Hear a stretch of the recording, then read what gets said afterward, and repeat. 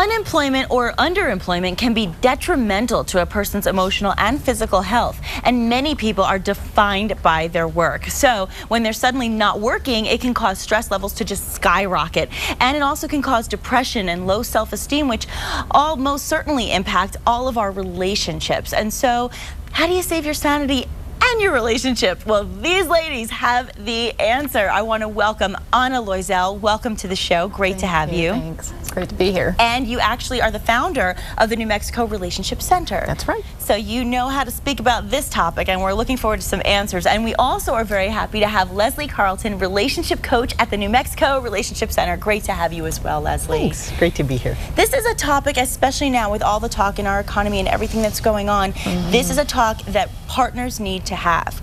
And you are here to kind of enlighten us a little bit.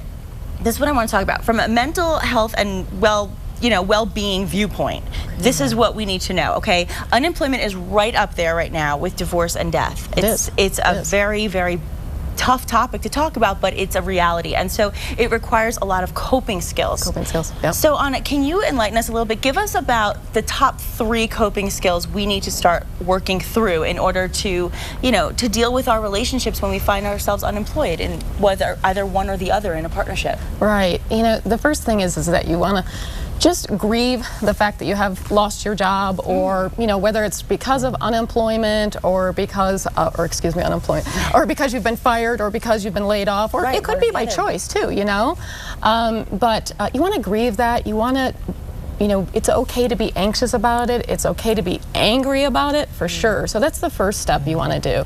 Interesting. It's interesting because I said it's kind of like death, and it's the same kind of process, huh, It really Leslie? is. It really is. It's a loss. And so one of the things we don't always allow for ourselves is enough time to acknowledge the loss before trying to move on. We're like, we're Americans. Let's get going. Let's jump on it. We have to be tough. Yeah, we have to be tough. That's a great point, though. Okay, so that would be your first thing, is grieve. What would be the second? The second is to experiment with it as a challenge in life and an opportunity for personal growth.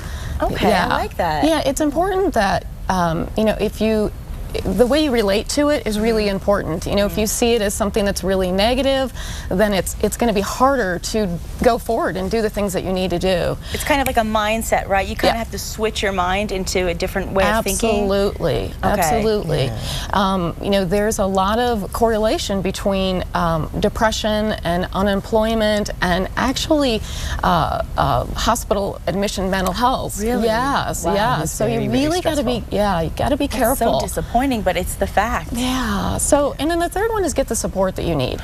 Talk to friends, talk to family. You really want to make sure, though, that you talk to people who are going to be supportive. Right, of course. Yeah, you don't want to talk to... You don't want the devil's advocate all the time. No. Yeah, someone who can't be there and be kind about it and gentle. And good point. And talk to people who have been through unemployment and have done it successfully. That's really important. And then get outside help. I mean, I know that sounds like, great, I don't have any money right now, but it's important. I mean, if you're finding yourself really depressed. Well, when you say that people are admitting themselves into hospitals because of their mental health situation, then in itself, that explains why this would be a worthy investment. Right. And Leslie, I want to ask you this, okay? If the unemployed person has a partner who is either working and they're unemployed, or vice versa, what is the first conversation that needs to be had between these two people so that they can establish that support? I think the most important thing for the partner of a newly unemployed person is to actually allow that person their feelings. Like we were talking about the grief and loss earlier, is to sit down and say, are you okay? How's it going?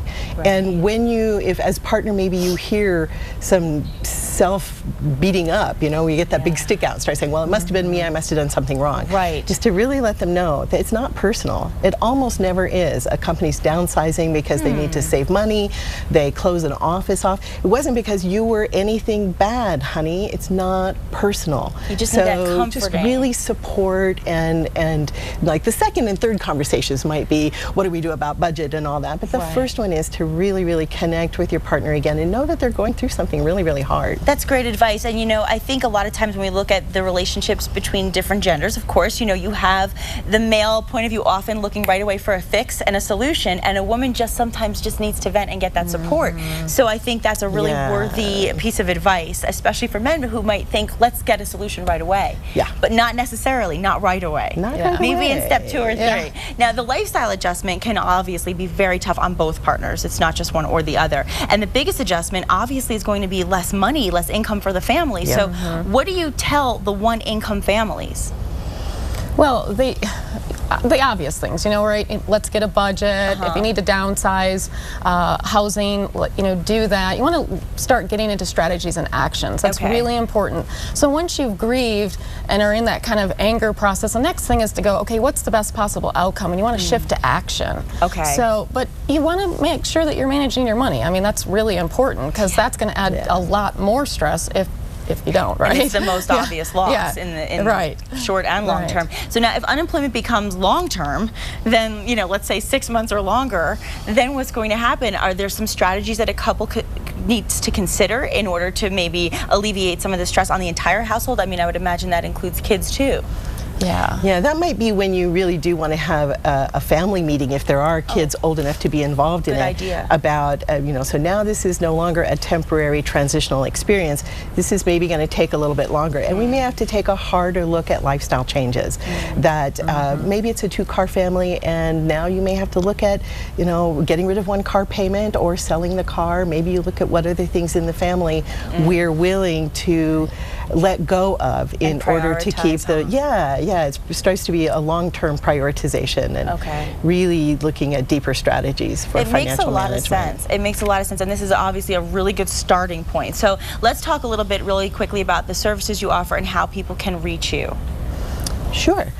The New Mexico Relationship Center provides a wide range of services for singles and couples, and to get them supported through emotionally challenging times. So they can get to us through the website, which is www.nmrelationshipcenter.com. And that's on the screen right now. Great. And or you can call us at 872-8743, and just call us. And a communication class. And yeah, one of the things we offer is a communications class that meets weekly, and you can enroll in it a month at a time and really get some great abilities to discuss hard conversations. I love that because if the couple was already having problems before unemployment, then it's going to even be tougher. So getting the support that they need through the communication class is fantastic, and it's affordable. So that's the nice thing. Very, very helpful. Thank you both. Leslie, Anna, I appreciate you being here and really shedding some light on a very important topic. Thank you both. Thank you. Hopefully you'll come back with more advice.